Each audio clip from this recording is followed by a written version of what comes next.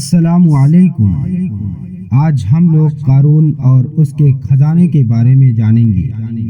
آپ لوگوں نے قارون کے بارے میں کہیں نہ کہیں پڑھا اور سنا ہوگا۔ آپ اس ویڈیو میں قارون کے واقعے کو جانیں گے۔ یہ وہی قارون ہے جس کا ذکر اللہ نے قرآن میں کیا ہے۔ قارون حضرت موسیٰ علیہ السلام کے چاچا یاسر کا بیٹا تھا۔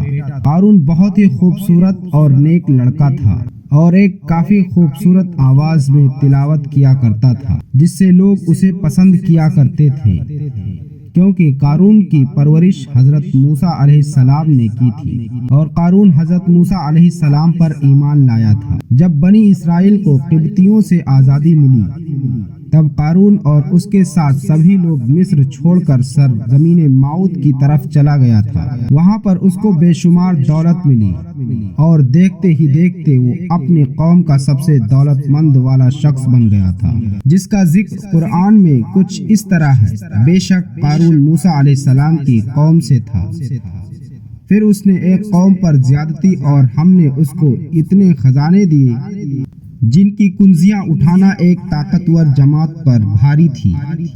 ایک جگہ فرمایا، جب اس سے اس کی قوم نے کہا اتراؤ نہیں، بے شک اللہ اترانے والوں کو پسند نہیں کرتا، اور جو دولت اللہ نے تجھے دیا ہے اس کے ذریعے آخرت کا گھر طلب کر اور دنیا سے اپنا حصہ نہ بھول، اور احسان کر جیسا اللہ نے تجھ پر کیا ہے، اور زمین پر فساد نہ کر، بے شک اللہ فسادیوں کو پسند نہیں کرتا۔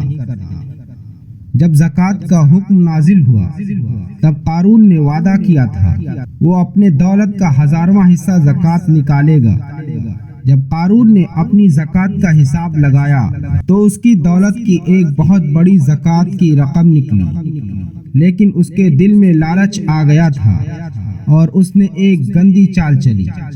اس نے بنی اسرائیل میں سے ایک گروہ کو جو اس کے حمایتی تھے اس کو جمع کیا اور کہا، موسیٰ علیہ السلام ہماری دولت کو لینا چاہتے ہیں، اور ایک عورت کو بلایا جس کو کچھ دولت دے کر حضرت موسیٰ علیہ السلام کو بدکار ثابت کرنے کی سازش بنائی۔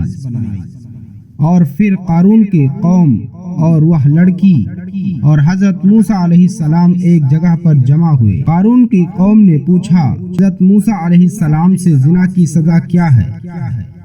حضرت موسیٰ علیہ السلام نے فرمایا، اس کو پتھر مارا جائے یہاں تک کہ جب تک وہ مر نہ جائے۔ بنی اسرائیل نے کہا کہ کوئی بھی ہو، آپ بھی ہو تب بھی؟ تو حضرت موسیٰ علیہ السلام نے فرمایا، ہاں، اگر میں بھی رہوں تب بھی۔ پھر بنی اسرائیل نے کہا، وہ گناہ آپ نے کیا ہے، اور اس لڑکی کو بلایا گیا جس سے دولت دے کر کہلوایا گیا تھا۔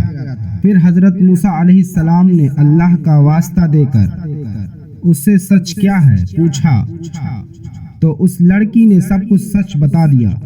پھر حضرت موسیٰ علیہ السلام ترنت سجدے میں گر گئے اور اللہ سے دعا کی، اے اللہ، قارون پر تو اپنا قہر نازل فرما دے۔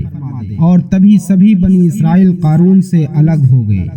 حضرت موسیٰ علیہ السلام نے اللہ کے علم سے زمین کو حکم دیا تو زمین پھٹ پڑی، اور قارون اور اس کے مکان اور دولت سبھی کچھ زمین میں دفن ہو گئے۔ اگر ہماری ویڈیو آپ کو پسند آئی ہو تو لائک اور شیئر کریں اور ہمیں سبسکرائب کرنا نہ بھولیں۔